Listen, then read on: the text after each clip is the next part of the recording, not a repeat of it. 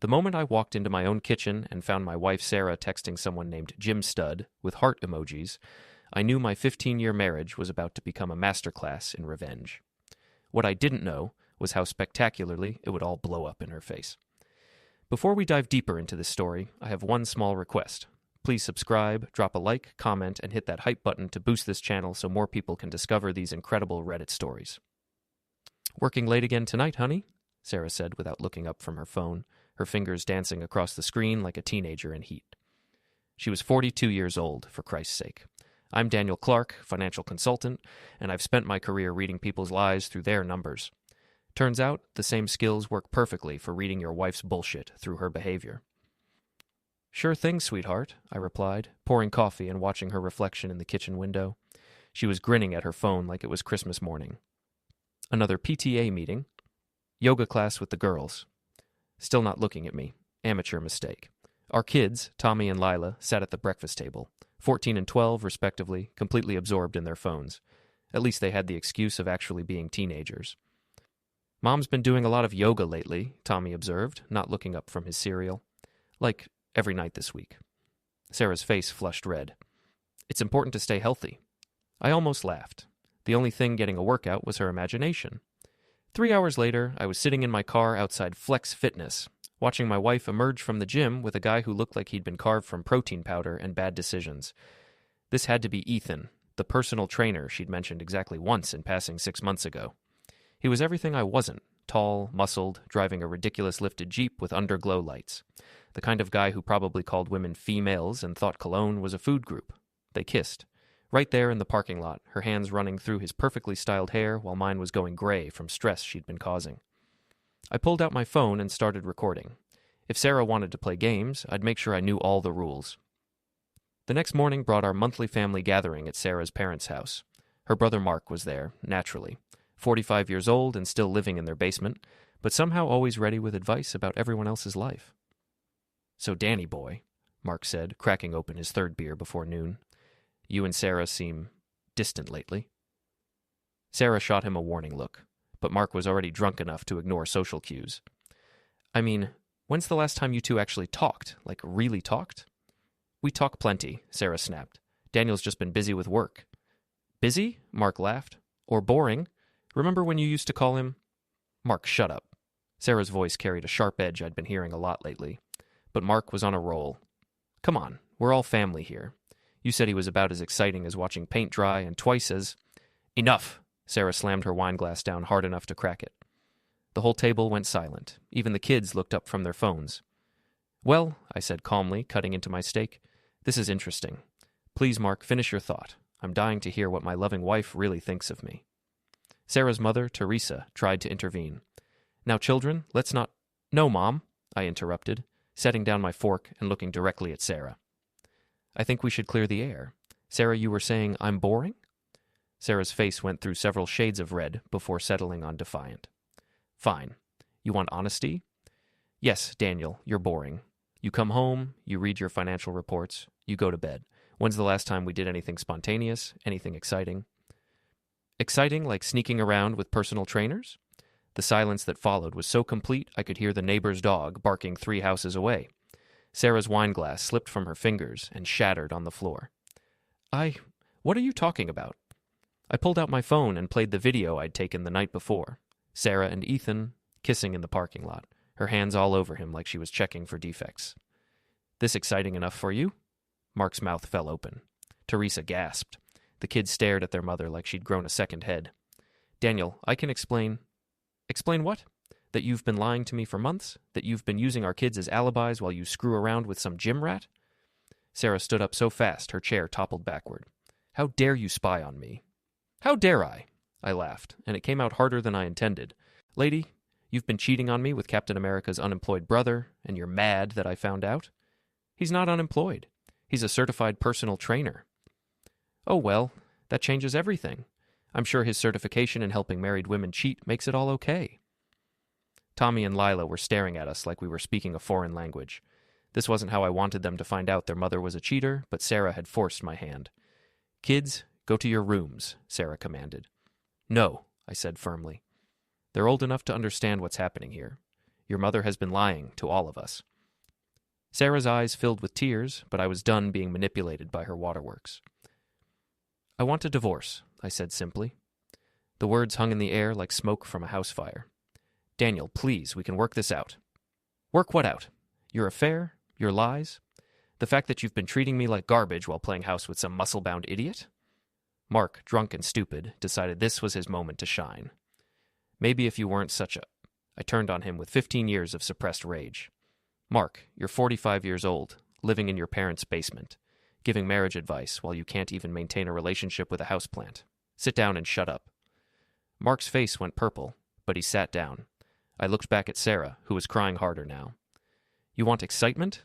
Here's some excitement for you. I'm filing for divorce tomorrow. I'm keeping the house since it's in my name only, and I'm making sure everyone knows exactly why our marriage ended." "You can't do that. Watch me." I walked out of that house feeling lighter than I had in years. Behind me, I could hear Sarah sobbing and Teresa trying to comfort her. Mark was probably opening another beer, but this was just the beginning. The next week, I put my plan into motion. First, I legally transferred all our joint assets into accounts Sarah couldn't access. Everything was above board. I'd learned a thing or two about protecting assets in my line of work. Then I had a conversation with Gina, my assistant, who'd been watching me slowly die in my marriage for years. "You want me to do what?" Gina asked, her eyebrows disappearing into her hairline. "Call Flex Fitness. Tell them you're a concerned citizen who witnessed their trainer Ethan engaging in inappropriate conduct with married clients in their parking lot." Gina grinned. "Oh, I like this side of you, Daniel. What else?" "How do you feel about a little creative automotive maintenance?" 2 days later, Ethan's ridiculous Jeep was towed from the gym parking lot after someone, definitely not me, had filled it with glitter, adult diapers, and a few pounds of sugar in the gas tank. The tow truck driver said he'd never seen anything like it. Ethan, meanwhile, had been suspended from the gym pending an investigation into his unprofessional relationships with clients. Sarah called me 17 times that day. I answered on the 18th call. "Daniel, what did you do?" "I have no idea what you're talking about." "Ethan's car is destroyed. He got fired." "Suspended," I corrected. "And that's terrible news. I'm sure it had nothing to do with him screwing around with married women in the gym parking lot." "You're insane." "I'm thorough. There's a difference." She hung up on me, but I was just getting started. The real fun began when I changed all the locks on our house. Sarah came home from another yoga session to find herself locked out of her own home. Well, technically my home, since the deed was in my name only, something I'd never bothered to mention during our marriage. She stood on the front porch, banging on the door and screaming loud. The neighbors came out to watch the show. "Daniel, open this door right now." I opened an upstairs window and looked down at her. "Sorry, sweetheart. This is a cheater-free zone now." "You can't lock me out of my own house." "Actually, I can. Check the deed. Your name's not on it." The look on her face was worth every penny I'd spent on the locksmith. Mrs. Henderson from next door was recording the whole thing on her phone. By morning, the video would be all over social media. Sarah ended up staying at her friend Lisa's apartment, which was perfect because Lisa had never liked her anyway and was more than happy to share all of Sarah's complaints about our marriage with anyone who'd listen. "She used to say you were boring in bed too," Lisa told me when I ran into her at the grocery store. "Said Ethan was like a whole different species." "Well, technically he might be. I've never seen a human being consume that much protein powder and still function." Lisa laughed. "I never liked her, you know. She was always so superior, acting like she was better than the rest of us." Word was spreading fast. Sarah's affair was becoming the hottest gossip in our suburban neighborhood. The PTA moms were having a field day with it, but Sarah wasn't done fighting. A week later, I received court papers. She was suing for emergency spousal support, claiming I'd abandoned and abused her. I called my lawyer, who happened to be Gina's sister. "This is going to be fun," she said after reading Sarah's filing. "She's claiming you emotionally abused her by discovering her affair?" "That's what it looks like." "Daniel, you know I have to ask, do you have any evidence of this affair?" I showed her my phone.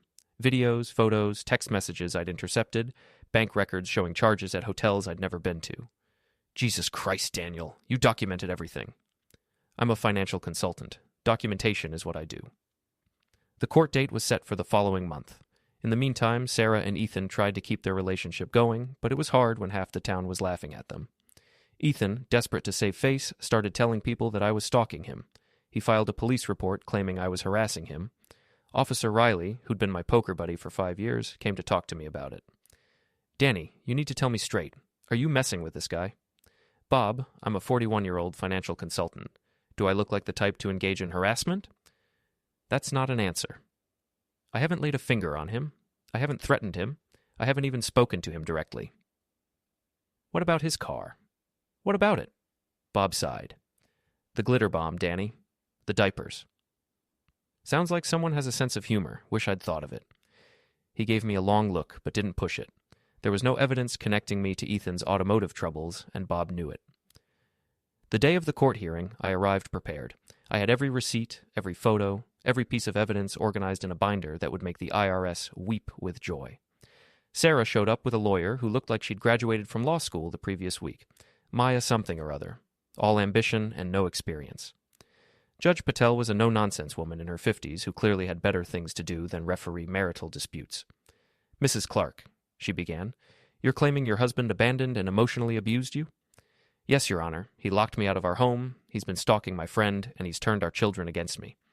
I see. And Mr. Clark, how do you respond to these allegations? I stood up and handed my binder to the bailiff.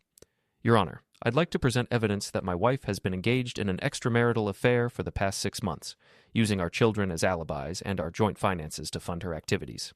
Maya jumped up. Objection. Irrelevant to the current. Overruled. I'll allow it. For the next hour, I methodically destroyed Sarah's case. Photos of her with Ethan, bank records showing hotel charges, text messages where she mocked our marriage and called me boring. The piece de resistance was a recording I'd made of her telling Ethan she wished she'd never married me. Your Honor, I concluded, my wife claims I abandoned her. The evidence shows she abandoned our marriage months ago. She claims I emotionally abused her. The evidence shows she's been emotionally abusing me while carrying on an affair. As for our children, they're old enough to understand that actions have consequences. Judge Patel looked at Sarah with barely concealed disgust. Mrs. Clark, do you have any response to this evidence? Sarah was crying again, but crocodile tears weren't going to save her this time. He was boring. He never paid attention to me.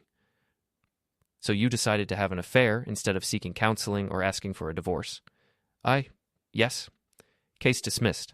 Mr. Clark, you're free to proceed with divorce proceedings through normal channels. Mrs. Clark, your request for emergency spousal support is denied. Outside the courthouse, Ethan was waiting for Sarah. He'd apparently recovered from his automotive troubles enough to show up and glare at me. You think you're so smart, he said, stepping into my personal space. I think I'm smart enough not to screw around with married women in gym parking lots, but that's just me. You ruined my career. No, you ruined your career when you decided to use your position to seduce clients. I just made sure people found out about it. He took a swing at me. I stepped back, and he stumbled forward, losing his balance and falling face first into a puddle left over from the morning rain. Officer Riley, who'd been watching from across the street, walked over and helped Ethan to his feet. You okay there, champ? Ethan was soaked and muddy, his perfect hair plastered to his head. He attacked me. Funny, from where I was standing, it looked like you took a swing at him and fell down. You want to file a report for assaulting a puddle? The small crowd that had gathered started laughing. Ethan's face turned red, and he stalked off toward his replacement car, a beat-up Honda that was a far cry from his previous ride. Sarah followed him, but not before turning back to me with pure hatred in her eyes. This isn't over, Daniel. Yes, it is. But I was wrong. It wasn't over yet.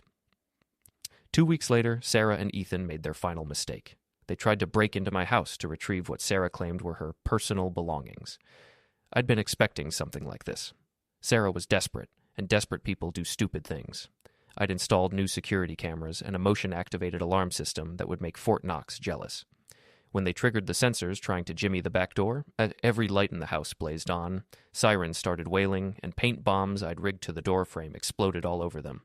The neighbors came running, the police came running. Half the town came running to see what the commotion was about. Sarah and Ethan stood in my backyard, covered head to toe in bright blue paint, looking like rejected Smurfs. What seems to be the problem here? Officer Riley asked, trying not to laugh. They were breaking into my house, I said calmly. We were not, Sarah protested. I was getting my things. Ma'am, you're covered in paint and standing next to a jimmied door. What exactly were you planning to retrieve that couldn't wait for normal visitation arrangements? Ethan, still dripping blue paint, tried to salvage the situation. She has a right to her property. Actually, I said, pulling out a folder I'd prepared for exactly this moment. She doesn't. Sarah, remember how you always complained that I was too boring to handle the finances? Well, it turns out that boring attention to detail has some advantages. I handed Officer Riley a copy of our prenuptial agreement, the one Sarah had signed 15 years ago and apparently forgotten about. According to this document, in the event of divorce due to adultery, the cheating spouse forfeits all claims to marital property. Sarah's face went white under the blue paint. That's not... You said that was just a formality. I said a lot of things. I also said, for better or worse. But you didn't seem to take that seriously either. The crowd was growing larger. Someone was live streaming the whole thing on Facebook. Sarah and Ethan had become a viral sensation, and not in a good way. "This is illegal," Ethan shouted. "You can't booby-trap your house." "Actually, I can. The paint bombs are triggered by forced entry, which is a felony. Officer Riley, I'd like to press charges for attempted burglary." "Now hold on," Riley said. "Let's not get carried away. How about we just call this a learning experience?" I looked at Sarah, covered in paint, humiliated in front of half the neighborhood, and realized my revenge was complete. "You know what? You're right. I think they've learned their lesson." Sarah started crying again, but this time it was different. These weren't manipulative tears or crocodile tears. These were the tears of someone who'd finally realized the consequences of their actions. "Daniel, please, I'm sorry. I made a mistake." "You made a lot of mistakes, Sarah, but the biggest one was thinking I was too boring to fight back." I looked around at the crowd of neighbors, all recording the spectacle on their phones. Tomorrow, everyone in town would know exactly what had happened here. "Ladies and gentlemen," I announced, "let this be a lesson. If you're going to cheat on your spouse, maybe don't pick someone who makes a living catching people in financial lies." The crowd laughed and started to disperse. Sarah and Ethan slunk away to find somewhere to clean off the paint. Officer Riley shook his head. "Danny, remind me never to piss you off. Just don't cheat on your wife, and we'll be fine." As I watched Sarah and Ethan disappear into the night, blue paint still dripping from their clothes, I felt a satisfaction I hadn't experienced in years. Not just because I'd gotten my revenge, but because I'd finally stood up for myself. Sarah had called me boring for years, and maybe she was right. But boring people have one advantage over exciting people. We pay attention to details. We plan ahead. And when someone pushes us too far, we know exactly how to push back. 3 months later, the divorce was finalized. Sarah got nothing except the clothes on her back and a reputation that would follow her for years. Ethan never did get his job back at the gym. As for me, I sold the house and moved across town. Fresh start, clean slate, and a story that would keep me entertained at dinner parties for the rest of my life. Turns out, boring people can be pretty exciting when we put our minds to it.